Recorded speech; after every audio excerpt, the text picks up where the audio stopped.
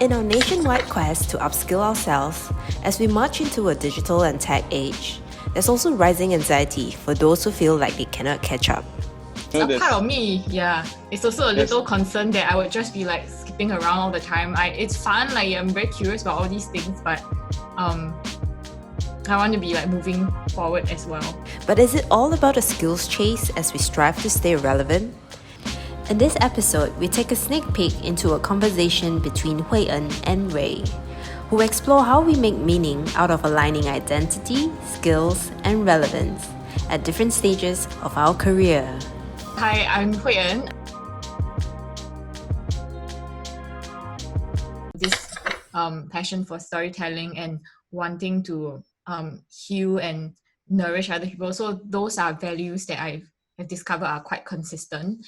But sort of putting that into actual goals in terms of what I do, or even the sort of I don't know what the right word for it is, whether you would use like industries or platforms, is something that I'm still trying to figure out. And I often get asked, how do I start from coming out of film school, running a video TV, so like business, small business, to now, doing business consultancy. If I were to think back on the red thread of my story and my, how I moved from one thing to the other, my desire was always to find, what would serve people in terms of creating value that they could take back.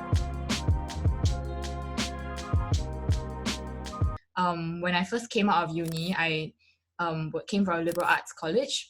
I didn't really know what I wanted to do. I kind of thought, okay, maybe I'll work in film. And then that didn't end up so well. And then I job hopped quite a bit for the first year plus after I graduated from uni, and had quite a rough run in the film and arts, I would say. So after that 1 year or so, I told myself, okay, maybe it's time to force myself to stick to something that perhaps is a bit more stable, that I may not think I like, but just to see if I could challenge myself to stay with something and see what I could learn from it. That settle and flow is a necessary both and. And so there is a time for farming, there's a time for settling, but there's also that time where we need to kind of go, hey, look, we have this crop, we have this farm, it's given us some stability, that's great. But what happens if all of a sudden the world shifts, something happens? We need that capacity to be able to hunt for what's possible out there as well. And that sort of like ability to do both and is really, really critical to hone as a muscle.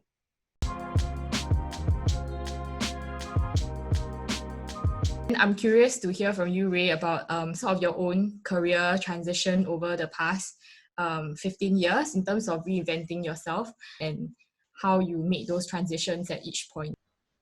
As I was growing up, one of my ambitions, one of my evolving ambitions was, to be a big media player. And so when I looked at Singapore and I understood a little bit more about how the market in Singapore works from a media perspective, we're consuming a lot of product and content from everywhere in the world, right? And then you realize, oh, how are we going to compete with that?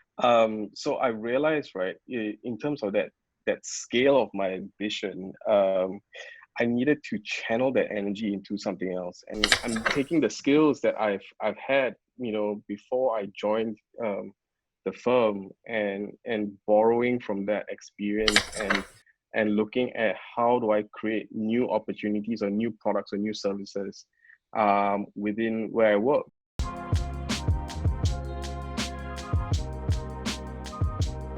Whatever stage I went on, I kind of had the same story in that I'm here to help you find value for yourself, and how can I be of service to that process, and therefore I would then do whatever it took to deliver on that, using the skills and what I had. And sometimes I realized, you know what, my capacity in this particular craft is limited.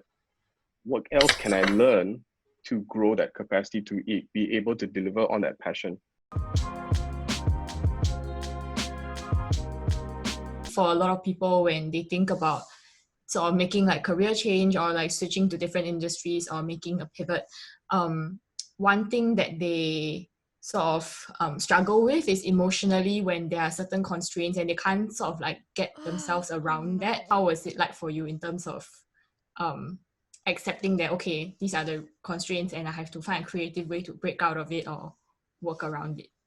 Maybe if I would answer your question also a different way, I would have a lot of compassion for folks who feel like, hey, you know, I'm an artist, this is what I do. I wish I had the platform to be able to do it. They're looking for themselves, be hired, express themselves. But that's not necessarily how industry works.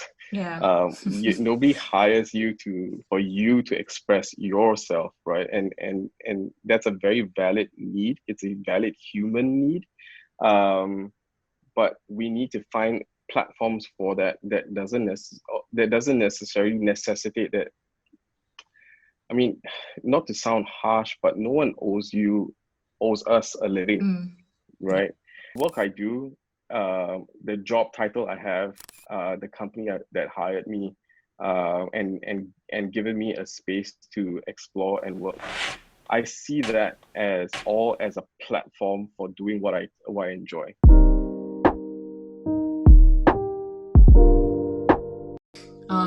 For me, I feel like this is probably the first decision I've made in years where it's really following this desire within me, and I don't even know where it's come from. It's like kind of like on the whim, like when I was young, I played this farming game, and then I decided that, okay, like farming seems cool, I'm just gonna try it out, even though it seems silly to just be going because I played a game.